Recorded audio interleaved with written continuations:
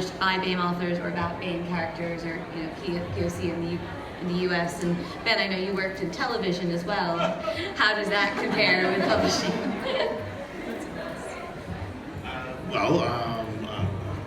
I'm tempted to say like a full-scale purge wouldn't go amiss, but you know, there won't be any friends in any industry, so I'm not going to say that out loud. Okay. Oops.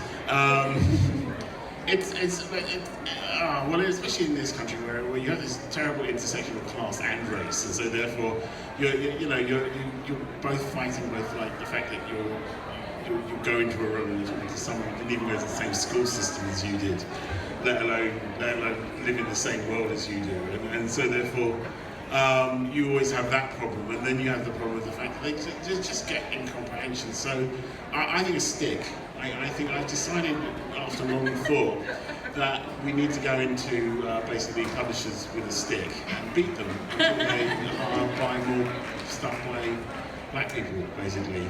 I mean, I know this is a bit reductionist, but I can't help it. It's just because I've done this for quite a long time now, and I still think the stick is the best approach. I think you also have an award that you're. Yes, I have an award. I hate this term, like BAME. It's like, when did BAME become the thing? Right? It sounds like BAME. It looks like BAME when you write it down. I am working on developing it, or rather I'm funding it, getting other people to work on it, which is really the way around it goes. To do an award to encourage more people, more diverse, and take it to. But the sort of details that I'll probably get announced when we have some details. And that was kind of interesting, because like people kind of looked at me kind of weirdly when I suggested it. But then they went, "Oh, that's a good idea." And I went, yes, that's a good idea. Why don't we do that then? But that's kind of fun. But I don't think of it as my award. I just think of it as just like a award that I'm involved in. You know, I really think, both in the UK and in the US, I think the eyes of the world are often upon us when it comes to setting trends. And I dislike that word because my wife and my experience is not a trend, but you know, it is the unfortunate truth that people are looking to us, and still amongst, especially international publishers, it's interesting how often you come across the argument, I already have a black book.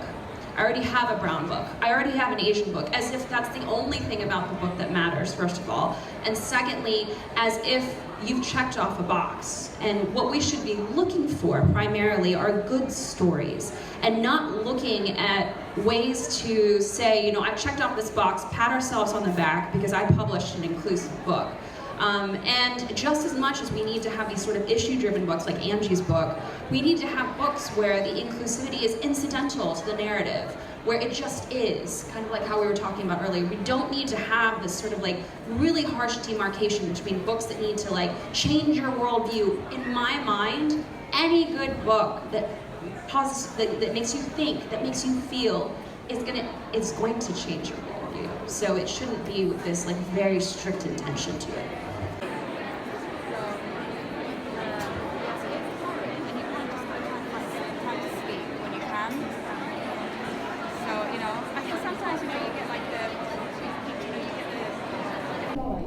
Person to see and take away their I mean, I don't know if I'm stealing all the first questions. Well, I mean, people sometimes have said to me in the past, oh, if you could live in any of the fantasy worlds that you've created, which one would it be? And I always go, are you not? They don't have antibiotics or indoor plumbing. Never in a million years would I want to go and live in any of them. I mean, for example, in The Hand, the Eye and the Heart, there are so many amazing things. I started doing research on Cantonese China, which is this incredibly sophisticated, artistic, philosophical society, but also really brutal as well, you know, and incredibly scary in some ways. Like, you know, this stuff that you uncover is amazing, like the palace that had a literal gold roof and like different kinds of marble and in every step, and there was 1,000 steps, and it was as big as like, I can't remember now what the statistic is, but just the palace was as big as a small city that exists now, and had thousands upon thousands of like every type of servant. You know, I'd love to go on a tour there, so long as at the end of the day I could go back somewhere where, you know, because some of the methods of torture they have was super awful and terrible. Like, I remember when I was reading, because one of the characters in the story is based on Wu Zhi-Chan, who was the only female emperor. She started out as a consort, then she became an empress, and then when her husband died, she became the ruler rather than becoming a regent. And I read a biography about her, several biographies about her, but one of them said that one of the methods of torture that they did was they used to hammer nails into people's heads, and then they used to put like bits of wood on the outside and hide in bits of wood so your brain was slowly pulled out of your head. So I don't want to go there, is what I'm saying. I want to read about it, but I don't actually want to go there, and I wouldn't recommend anyone else did. But I would say, do learn about Wu Zhi-Chan if you can, because she was a fascinating character who was erased from history because the Tang dynasty was actually a period of unprecedented rights for women, and there was a female prime minister who had been a slave, who was raised up to prime minister by Wu Zhi-Chan. And her reign was a time of prosperity. It was a golden age. There was amazing art, amazing diplomacy with other realms. And then after she was finally kind of deposed by her son, who was kind of useless, actually, basically they wiped her out of history, and everyone called her Empress Wu now. She was not an empress, she was an emperor. And that really burns my toast, that everywhere you see her called empress, and she wasn't, she was an emperor. And so I just want you to kind of allow that character to come and be the terrifying, ruthless, highly intelligent, beautiful force of nature that she was, who happened to be a woman. But she has a different name in the story, and I've invented a lot of stuff and subtracted quite a lot of husbands and children to make it easier for her to be in the story. But yeah, definitely look her up as a character, but you wouldn't want to be at her place too, because she probably would be. How about you, Sharon? What would you like the business name or Do you know, I'm going to just tell the truth when you first said that. I just thought, do you know what, I'd really like to go back with someone and get hold of Lord Byron and go, right, you're in a room with me, you know, and we're going to talk. We're not paying to do that. What is the thought of your deep-seated issues with women? Yeah. No, not sex, you know. Just, I want to tell him why he's, you know, what's wrong with him and why he should change. But it's difficult because, like you, a lot of the times and places I've written about are not places I would want to be. You know, my last book was from Annexed, and it was about the other half of Anne's story. So it's where her book stops, it carries on into Bergen-Belsen, and it's about the boy that she lived with in the annex, and what happened to him, what happened to the whole family. And I suppose the truth is that the tour guide question is a good one, because you kind of feel that's what you are. You know, that is what's happening in your head. And when I went to visit that house in Amsterdam, I was very lucky, it was late at night and I was there on my own. And I could almost feel the ghosts of this family living there. And I suppose I would, and I felt this very strongly when I finished that particular book, that I hoped I had been a tour guide for people and taken them back to Anne's annex, not through Anne's eyes, but through the boy who fell in love with her. And what's it like to be a boy in captivity? You know, it's not the same.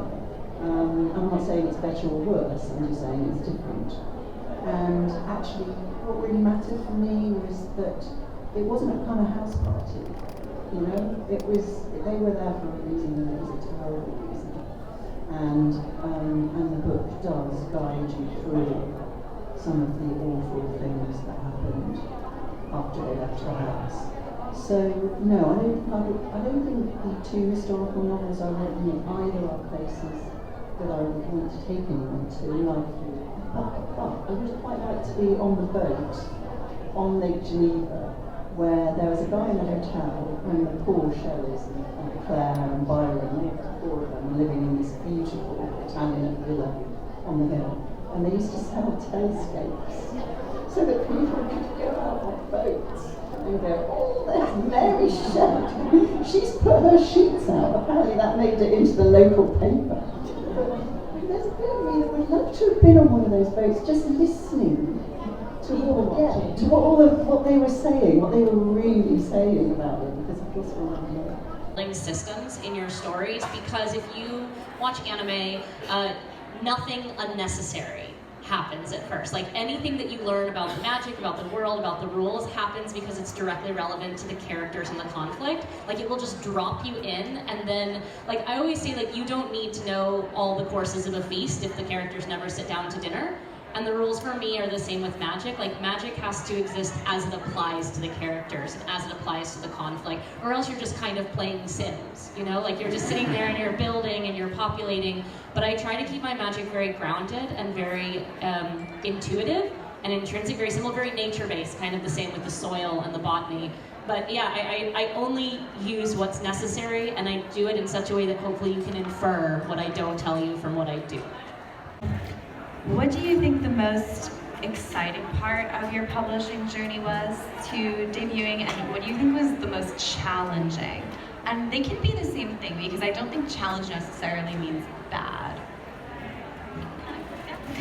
So for me, definitely the most exciting part came on publication day, and I got to go to the bookshop that I had grown up in my local town and sign books, and it was just like a little book's dream there to go and do that.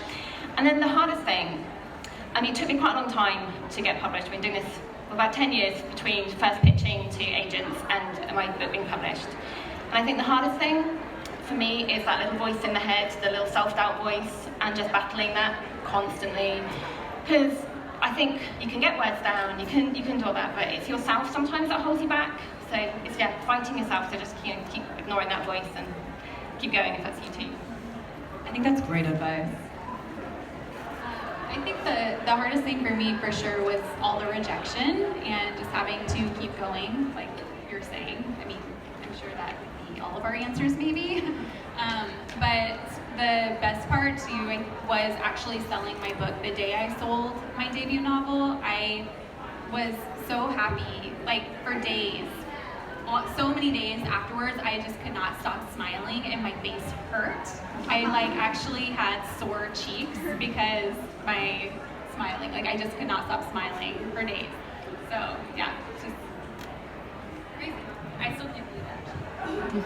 I think the best bit so far was I did a school event a few weeks ago, and it was meeting the kids who'd read the book, and I'm sure that after this meeting some of you as well, people who read the book, it's absolutely amazing. It's the best feeling, and it makes it all worth it. And I guess the worst bit was probably that moment for me after publication day, when you're like, now I have to do book 2. Oh yeah. Yeah, there's that realization that you're just like, oh my god, I've got to do it all again. It's enjoyable, but also it's a lot, so yeah.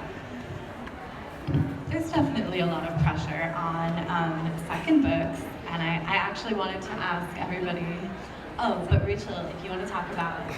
Can I just say, I'm just going to say the most exciting thing for me was going to meet my publishers, Hotkey Books. And when I went up there, they brought the whole team into the office, and there was champagne, and they made such a fuss of me, and they were all so excited about the story. And having wanted to be published for so many years, I'd visualised that moment, that key moment when you're told yes.